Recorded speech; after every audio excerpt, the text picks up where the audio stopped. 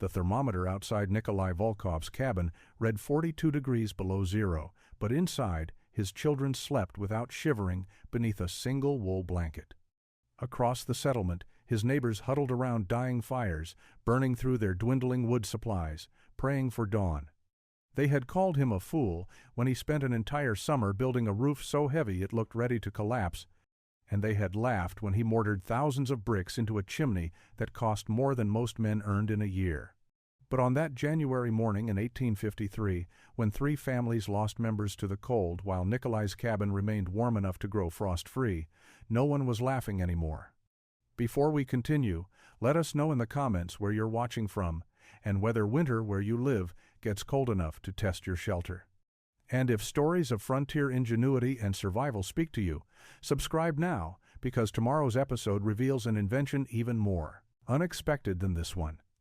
The cold came to the Yakutsk settlement on January 4, 1852, arriving with the kind of silent brutality that made experienced frontiersmen nervous.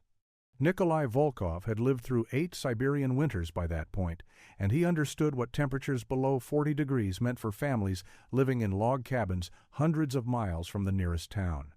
He understood it intellectually, but understanding cold and experiencing its consequences were different things entirely. Nikolai was 34 years old that winter, married to Anna for 11 years, father to 2 children who represented everything he had built in this remote corner of the Russian frontier. Dmitri was 8, serious and quiet like his father.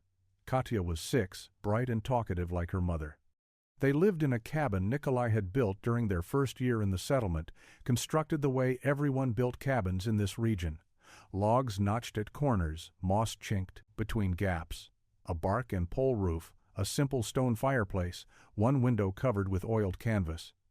The cabin was 18 feet by 14 feet, standard dimensions for a family of 4.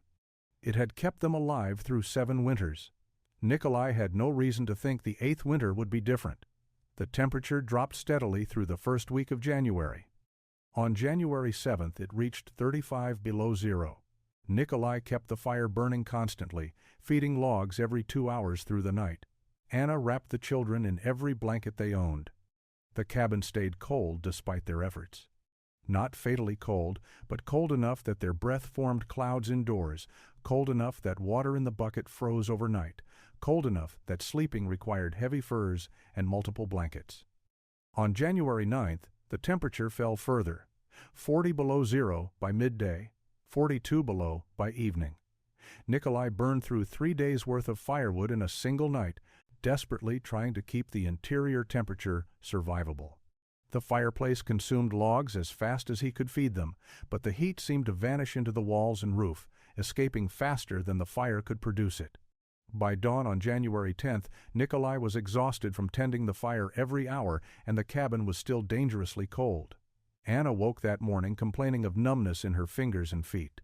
Nikolai built up the fire, gave her the warmest blankets, made hot tea from their precious reserve of leaves. She seemed better by midday, sitting close to the fire with Katya on her lap. But by evening she was shivering uncontrollably, despite being wrapped in furs directly beside the flames. Nikolai put the children to bed in the loft where rising heat made it marginally warmer, then spent the night beside Anna, keeping the fire roaring, trying to warm her with his own body heat. He found her dead at dawn on January 11th. She had simply stopped breathing sometime in the hours before sunrise. The fire was still burning. The cabin was as warm as Nikolai could possibly make it, and it had not been enough. Spring arrived in late April, melting the snow that had buried Anna's grave on the hillside above the settlement. Nikolai stood at that grave most mornings, watching his breath no longer form clouds in the warming air, trying to understand how he would raise 2 children alone in a place that had killed their mother. Dmitri had become silent after Anna's death, speaking only when directly addressed. Katya cried every night for the first month, then stopped crying entirely, which worried Nikolai more than the tears had. The settlement had lost 4 people that winter. Anna Volkova, age 32, Ivan Grigorovich, age 57, Maria Sokolova, age 19. An infant named Peter whose family left the settlement before the thaw. Everyone understood the cause. The cold had been exceptional, yes, But the real problem was simpler. Their cabins could not hold heat. No matter how much firewood they burned, no matter how carefully they tended their fires, the structures themselves were incapable of maintaining livable temperatures when the mercury dropped below 40 degrees. Most settlers accepted this as an unchangeable reality of frontier life. Siberia was cold. Cabins were inadequate. People died. That was the bargain you made when you came this far east, chasing promises of land and opportunity. But Nikolai could not accept it. He had watched his wife die in their bed despite doing everything he knew how to do. The failure was not in his effort. The failure was in the cabin itself. He began studying the problem with an intensity that alarmed his neighbors. While other men prepared for the summer work season, hunting and fishing and repairing winter damage to their standard cabins, Nikolai spent his days examining construction methods. He visited every cabin in the settlement, looking at roofs, chimneys, walls, asking the questions that most people found strange. How thick was your roof? What did you use for chinking? How often did you feed your fire? What was the coldest your cabin got inside? He discovered patterns. Every cabin in the settlement was built essentially the same way because everyone had learned from the same sources. Logs notched at corners, moss or mud between gaps, thin roofs of bark or sod over widely spaced poles, simple fireplaces made of stacked stone with straight chimneys. This design worked adequately in moderate cold. It failed catastrophically in extreme cold. The problem was heat retention. The cabins generated heat through burning wood, but they lost that heat immediately through thin roofs, gap-filled walls, and chimneys that vented warmth straight into the sky. Nikolai was not an educated man. He could read and write Russian adequately, handle basic mathematics for trading purposes, and possessed the practical skills his father had taught him about carpentry and farming. But he had no training in engineering or architecture. What he did have were memories of his childhood in Ukraine, where his grandfather had lived in a house that stayed remarkably warm through cold winters despite having only a small fire burning once daily. He remembered his grandfather's house clearly now, details he had not thought about in 20 years. The massive brick structure in the center of the main room, not a simple fireplace, but something much larger called a pek, a Russian masonry stove. His grandfather lighting a fire each morning, letting it burn hot for 2 hours, then allowing it to die completely. The house staying warm all day and through the night from that single fire. Young Nikolai had not understood how it worked. He simply accepted that grandfather's house was always comfortable. Now, sitting in his cold cabin with his motherless children, Nikolai understood the principle, even if he could not articulate it technically. The massive brick structure absorbed heat from the fire and released it slowly over many hours. Thermal mass.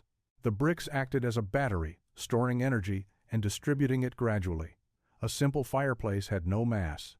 Heat went straight up the chimney. A masonry stove captured that heat in hundreds of bricks before allowing the smoke to escape. Could that principle work here? Could he build something similar? The questions consumed him through May and into June as the settlement's brief summer arrived. In early June of 1852, Nikolai announced his intention to build a new cabin with a massive brick chimney. The response from his neighbors ranged from concern to outright mockery. Yakov Petrov, who had trapped in Siberia for 15 years, spoke for most of the settlement when he told Nikolai that grief had damaged his thinking. Bricks were not practical on the frontier. They were expensive, heavy, and required skilled masons to lay properly. The nearest brick kiln was 3 weeks' travel south in Irkutsk. Transport costs for the quantity Nikolai described would consume every ruble he had saved. Nikolai listened to these objections, acknowledged their validity, and then explained his solution. He would make his own bricks, here, on site. The announcement was met with silence, then laughter. Making bricks required clay of specific quality, precise mixtures, molds, and most critically, a kiln capable of reaching temperatures high enough to fire the bricks hard. No one in the settlement had ever attempted brickmaking. It was specialized work performed by trained craftsmen in established workshops, not desperate settlers in the wilderness. But Nikolai had already begun his research. He had spent 2 weeks searching the area surrounding the settlement, looking for clay deposits. He found what he needed a half-mile north along a creek bank where spring floods had exposed a thick seam of gray clay. He brought samples back to his cabin and tested them using methods he barely understood, mixing the clay with water, forming small shapes, letting them dry, observing how they cracked or held together. The clay was adequate, but not perfect. Too much clay alone would crack during drying. Nikolai needed to add sand to prevent cracking and straw to bind the mixture. He experimented with ratios, making dozens of small test bricks, learning through failure what proportions worked. 3 parts clay to 1 part sand, with chopped straw mixed throughout. The test bricks dried without major cracking. But drying was not enough. They needed to be fired to become true bricks, hard enough to withstand the stress of chimney construction. Building a kiln became Nikolai's next challenge. He studied the stone fireplaces in the settlement, understanding that a kiln was simply a very hot, enclosed fire.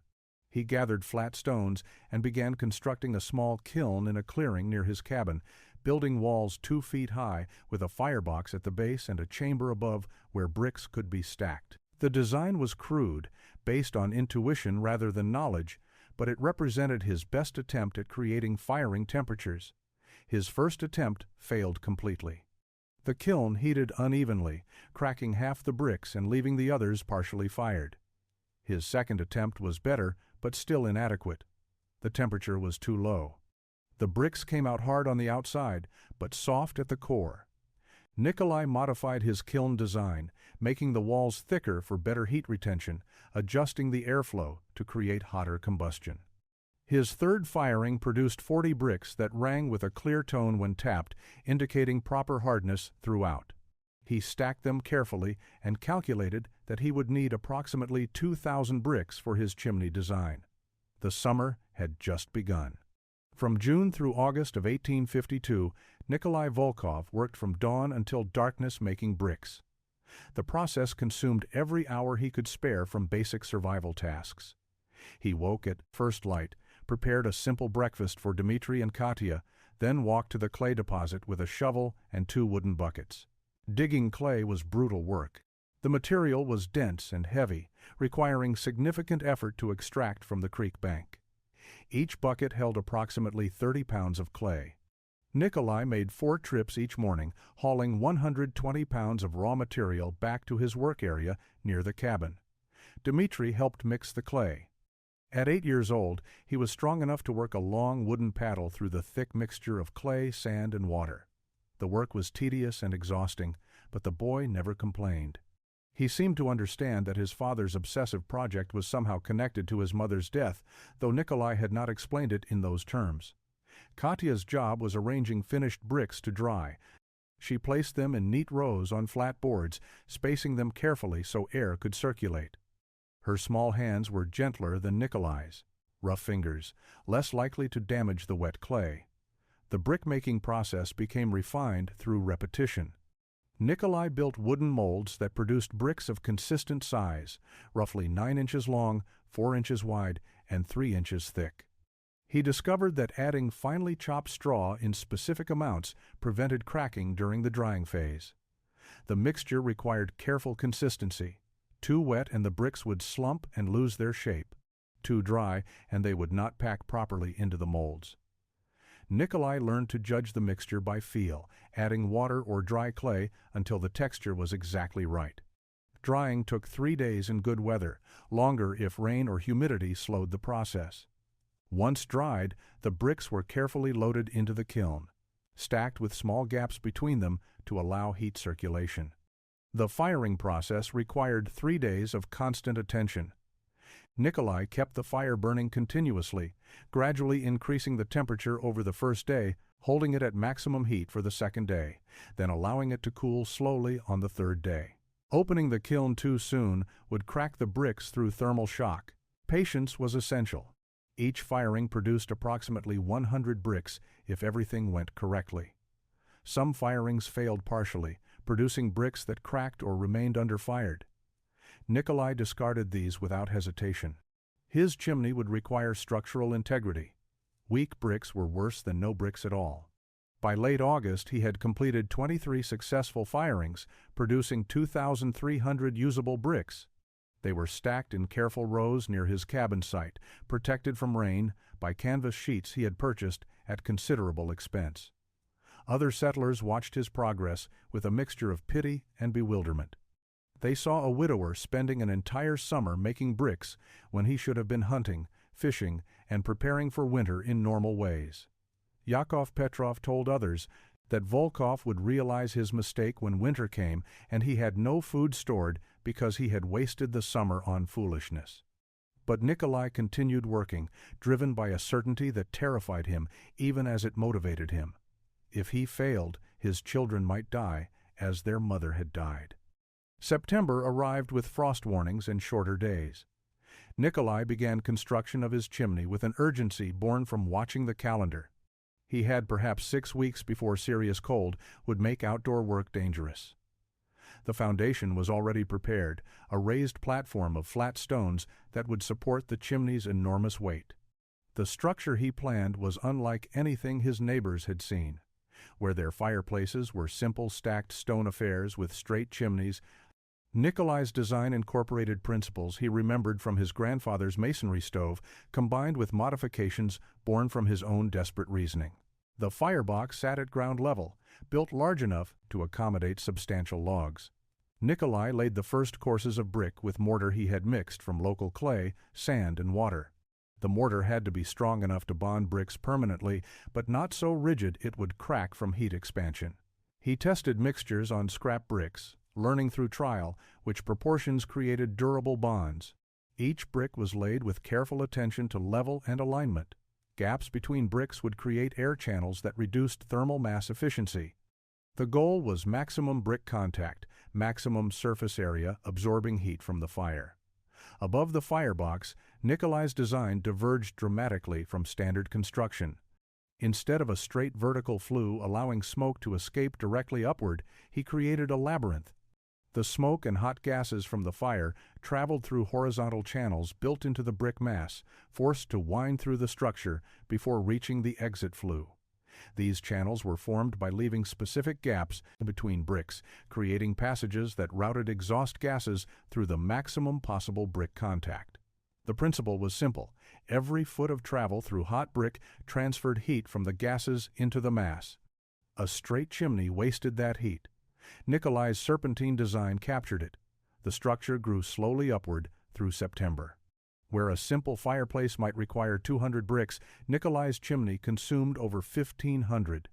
The base measured 6 feet wide and 4 feet deep, an enormous footprint that dominated the cabin's interior space.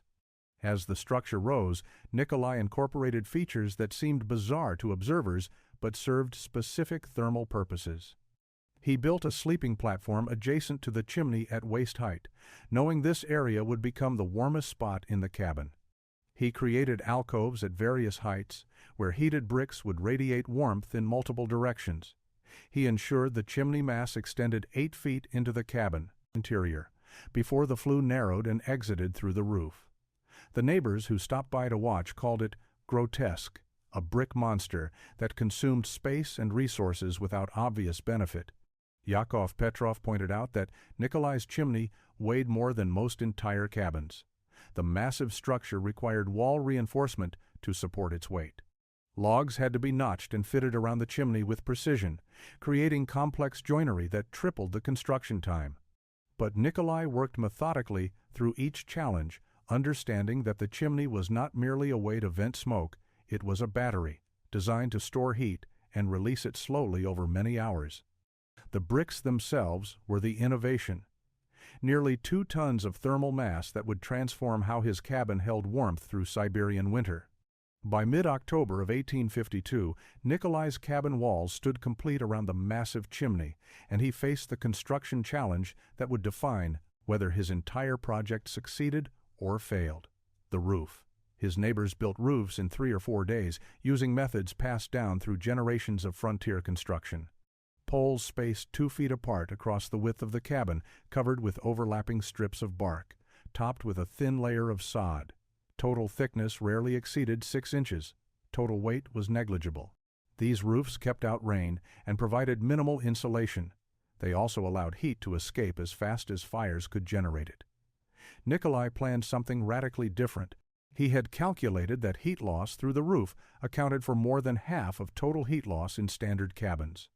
Warm air rose, contacted the thin roof barrier, and transferred its energy to the cold exterior. The solution required building a roof so heavily insulated and thermally massive that heat could not escape. The problem was that such a roof would weigh thousands of pounds. His cabin walls would need to support a load far exceeding normal construction standards. He began with the structural framework. Where standard cabins used poles cut from whatever trees were convenient, Nikolai selected only the straightest, strongest timbers he could find. Each ridgepole was 8 inches in diameter, carefully shaped to create flat contact surfaces where they rested on the top wall logs. He spaced these poles 12 inches apart instead of the standard 24 inches, doubling the number required, but creating a framework capable of supporting extreme weight. The poles were not simply laid across the walls. Nikolai notched them into the top logs, creating mechanical connections that prevented shifting or spreading under load. Across these ridgepoles, he laid split planks he had spent 2 weeks preparing. Each plank was shaped from straight-grained pine, split along the wood's natural grain lines to maximize strength. The planks were fitted tightly edge to edge, creating a solid surface with minimal gaps. Over the planks, he laid sheets of birch bark he had collected and pressed flat during the summer. The bark went down in overlapping layers like shingles, each layer covering the gaps in the layer below. Birch bark was naturally waterproof and flexible, an ideal moisture barrier. Over the bark came the first insulation layer. Nikolai spread 6 inches of clay mixed with chopped straw across the entire roof surface. The mixture was the same formula he had developed for his brick mortar, but applied in much greater quantities. The clay filled every microscopic gap in the bark, creating an airtight seal. The straw reinforced the clay, preventing cracking as it dried. This layer alone added nearly a ton of weight to the roof structure. The final layer was 8 inches of sod. Nikolai cut sections of prairie grass with their root systems intact and laid them grass-side up across the clay. The living roots would knit together over time, creating a continuous plant mat that provided insulation, prevented erosion, and added yet more thermal mass. The completed roof was 22 inches thick at its thinnest point and weighed an estimated 3 tons. Neighbors predicted it would collapse within weeks. December of 1852 arrived with temperatures that tested every structure in the settlement. Nikolai had moved his children into the completed cabin in late November, arranging their few possessions in the space dominated by the massive brick chimney. On the morning of December 3rd, with the thermometer reading 30 below zero, he prepared to test whether his summer of obsessive labor had produced something functional or merely an expensive monument to grief-driven delusion. He built his fire at dawn using the technique he had planned. The firebox was large enough to accommodate substantial logs, and Nikolai loaded it full with dry pine he had split and stored inside the cabin. He opened the damper fully and lit the kindling. The fire caught quickly, growing into a roaring blaze that consumed the logs with intense heat. Smoke traveled through the internal channels of the chimney, winding through the brick labyrinth before exiting the flue. The process was not immediate. The cold brick mass absorbed heat slowly at first, and for the first hour the cabin remained uncomfortably cold. But Nikolai had expected this.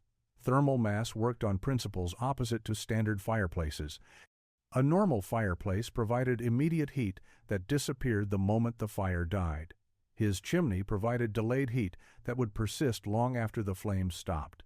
He kept the fire burning hot through the morning, feeding it steadily, watching the bricks gradually warm. By midday, he could hold his hand against the chimney surface and feel significant heat radiating from the mass. The bricks were doing exactly what he had designed them to do, absorbing thermal energy and beginning to release it into the cabin space. At noon, Nikolai made a decision that would have seemed insane to his neighbors. He allowed the fire to die completely. He closed the damper to prevent heat loss through the flue and stepped back to observe what happened. In a standard cabin, allowing the fire to die during sub-zero temperatures meant watching the interior temperature plummet within minutes. Heat escaped through walls, roof, and chimney faster than any residual warmth could compensate. But Nikolai's cabin was not standard construction. The massive brick chimney continued radiating heat. 2 tons of brick that had absorbed 6 hours of intense fire released that energy slowly into the surrounding space. The thick roof prevented heat from escaping upward. The carefully chinked walls minimized air infiltration. By evening, 6 hours after the fire had died, the cabin interior still measured 15 degrees above freezing. Dmitri and Katya played near the chimney without wearing their heavy furs. Nikolai himself sat at his small table in shirt sleeves, making notes about temperatures and timing, documenting what was happening. He lit a second fire at dusk, smaller than the morning fire, but sufficient to recharge the thermal mass for the night. The evening fire burned for 3 hours, bringing the brick temperature back to its midday level. Then Nikolai closed the damper again and prepared his children for bed. They slept on the platform adjacent to the chimney, where radiated heat kept them comfortable through the night. Nikolai calculated his wood consumption at the end of that first test day. He had burned approximately 1/3 the firewood his neighbors would have used to achieve far less warmth. January of 1853 brought cold that tested the limits of human survival in the Yakutsk settlement. The temperature fell steadily through the first week, reaching 35 below zero on January 7th, then dropping further. By January 10th, the mercury read 40 below zero. On January 12th, it reached 42 below and continued falling. These were the conditions that had killed Anna 1 year earlier. These were the temperatures that made experienced frontiersmen nervous and forced families into desperate calculations about firewood supplies and survival odds. Across the settlement, people burned everything combustible, trying to keep their cabins livable. Yakov Petrov dismantled furniture to feed his fireplace. The Sokolov family burned fence posts they had planned to use for spring expansion. Children slept in their parents' beds, everyone huddled together for shared warmth. Fires burned constantly day and night, consuming wood at unsustainable rates, and still the cabins remained dangerously cold. On the night of January 13th, 3 families lost members to hypothermia despite desperate efforts to maintain heat. Ivan Grigorovich, age 61, died in his sleep.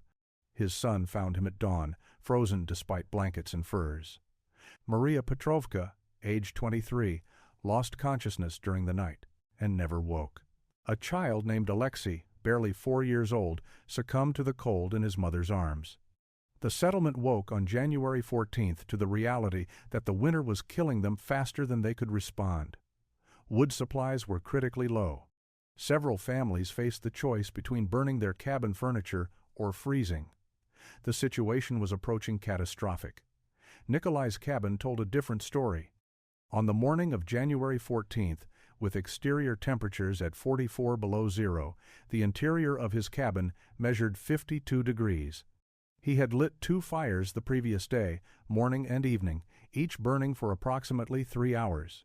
Between fires, the massive brick chimney radiated stored heat continuously. The thick roof prevented thermal escape upward. The careful wall construction eliminated drafts that plagued standard cabins. The system worked exactly as Nikolai had designed it to work, maintaining livable temperatures with modest fuel consumption. His children were comfortable enough to play without heavy clothing. Dmitri was reading from one of their few books, sitting at the table in a simple wool shirt. Katya was building shapes from wooden blocks near the chimney, occasionally pressing her hands against the warm bricks. Nikolai himself was preparing breakfast, boiling water for tea, operating in his cabin as though the exterior temperature was not cold enough to kill an exposed person in minutes. The contrast between his situation and that of his neighbors was stark and impossible to ignore. Word spread quickly. By midday on January 14th, desperate neighbors began arriving at Nikolai's door, asking questions. How was his cabin so warm? What was different about his construction? Could he help them survive the cold? Nikolai's response was immediate and practical. He invited families to shelter in his cabin during the worst cold. The space around his massive chimney could accommodate a dozen people if they crowded together.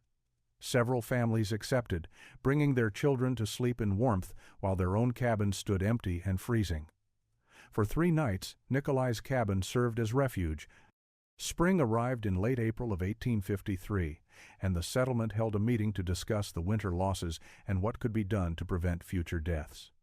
15 families gathered in the largest cabin, crowding together to hear proposals and share observations. Yakov Petrov spoke first, suggesting the settlement needed to stockpile more firewood before each winter. Others proposed rationing systems or communal shelters, but everyone present understood that the real story of the winter was standing quietly in the back of the room. Nikolai Volkov had not lost anyone. His children had stayed healthy and warm. His wood consumption had been a fraction of what others burned, and during the worst cold, his cabin had sheltered neighbors who would have died in their own structures. The settlement asked him to explain what he had built and how others could replicate it. Nikolai spent 2 hours describing his design, starting with the thermal mass principle he had adapted from his grandfather's masonry stove. He explained how the massive brick chimney absorbed heat and released it slowly, how the thick roof prevented heat escape, how careful construction eliminated the drafts that made standard cabins impossible to warm. The response was mixed. Some families recognized the value immediately and asked detailed questions about brickmaking, chimney construction, and roof layering techniques. Others remained skeptical, pointing out that Nikolai's cabin had taken an entire summer to build, while standard cabins required less than a week. The investment of time and resources was substantial. Not everyone could afford to spend months making bricks or gathering materials for complex roof systems. But those who had nearly died, those who had lost family members, those families were willing to try anything that might improve their survival odds. By early summer, 3 families had committed to rebuilding their cabins using Nikolai's principles. He helped each family adapt the design to their specific circumstances and resources. The Morozov family could not afford to make thousands of bricks, so Nikolai showed them how to build a smaller masonry heater using river stones instead of brick. The thermal mass principle worked with any dense material that could absorb and hold heat. The Lebedev family focused on roof construction, building a heavily insulated roof system using locally available materials. The Orlov family attempted the full design, making their own bricks with Nikolai's guidance and constructing a chimney similar to his original. The summer of 1853 saw more sophisticated construction activity in the settlement than any previous year. Families who had simply repaired existing cabins in past years now undertook complete rebuilds. Nikolai spent weeks traveling between work sites, teaching brickmaking techniques, demonstrating proper mortar mixing, explaining how to create internal chimney channels for maximum heat capture. The knowledge spread through practical demonstration rather than formal instruction. People learned by watching, by trying, by failing, and adjusting their methods. By the time snow fell in September of 1853, 12 families had implemented some version of Nikolai's thermal design. Not all were as sophisticated as his original cabin, but each represented significant improvement over standard frontier construction. The following winter would reveal whether the widespread adoption of these techniques could reduce the settlement's brutal mortality rate. Winter of 1853 through 1854 proved the value of Nikolai's innovations beyond any doubt. The temperatures reached similar extremes as the previous year, dropping to 40 below zero multiple times through January and February. But the settlement experienced 0 cold-related deaths. Families living in cabins with improved thermal mass systems stayed warm with half the firewood consumption of previous winters. Children who would have been at risk in standard cabins slept comfortably in structures designed to retain heat rather than waste it. The transformation was measurable and undeniable. By 1860, Nikolai was 42 years old, and nearly every cabin in the settlement incorporated thermal mass principles in some form. His children had grown. Dmitri, now 16, had become an expert builder, teaching newer settlers the techniques his father had developed.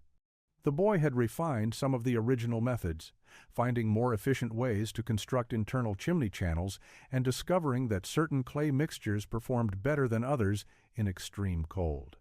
Katya, 14, helped families plan their construction projects, calculating material requirements and timelines. The knowledge had become generational. Nikolai's original cabin still stood as the warmest structure in the settlement. He had maintained it carefully over the years, repairing minor weather damage, ensuring the roof remained waterproof, occasionally repointing mortar joints in the massive chimney. The cabin had become something of a landmark, a physical reminder of what one man's obsessive determination could accomplish. Travelers passing through the settlement often asked to see Volkov's fortress, the cabin that had changed how people survived in Siberia. Russian colonial authorities documented the innovation in 1858 when a government surveyor visited the settlement to assess infrastructure development. His report noted the unusual construction techniques and their measurable impact on survival rates. The report circulated through administrative channels, reaching other remote settlements facing similar challenges. By the early 1860s, variations of the Priven's Volkov design were appearing in frontier communities hundreds of miles away, each adapted to local materials and conditions, but all based on the same fundamental principle that thermal mass and insulation could defeat even extreme cold. Nikolai never remarried after Anna's death. He channeled his grief into solving the problem that had killed her, and that solution became his legacy. He lived quietly, trapping when necessary for income, helping neighbors with construction projects, raising his children to understand that intelligence and careful work could overcome challenges that seemed insurmountable. He died in 1871 at age 62, surrounded by family in the cabin he had built 19 years earlier. His gravestone in the settlement cemetery made no mention of his innovation, listing only his name and dates. But the cabin survived him. It stood through the 1880s and 90s, occupied by successive families who maintained the structure and benefited from its design. By the early 1900s, when modern heating systems began reaching remote Siberian settlements, Nikolai's cabin was still standing, still the warmest structure for miles around. Historians studying frontier survival would later calculate that cabins built using his thermal mass principles maintained interior temperatures approximately 30 degrees warmer than standard construction, confirming what Nikolai had proven on that frozen January morning in 1853.